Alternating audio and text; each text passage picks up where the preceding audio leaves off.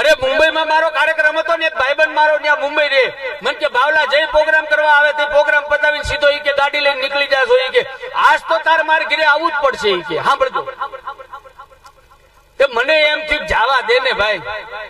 હવે એના ઘરે ગયા ને તે 10 બાય 10 ની બિચારાને રૂમ, બરોબર, એમાં 2 છોકરા હુતા હતા ને 2 માણા, ઈ 4 જણા હુવે, રૂમ પૂરી થઈ જાય. મેં કીધું એલા મને ક્યાં હુરાવીશ તું આમાં? મન કે બધી સગવડ થઈ જશે, શાંતિ રાખો. ચાદર પાથરી, છોકરાને ઊંઘાડ્યા, છોકરા હુઈ જાય પોટલું વારીને ખીલીએ ટીંગાડી દીધું. મન કે થઈ જઈને જગ્યા ઊંઘી જો. મારે ઉજાગરો હતો, હું હુઈ ગયો. સવારે 7 વાગે આંખ ખુલી તે હું ખીલીએ ટીંગાતો હતો.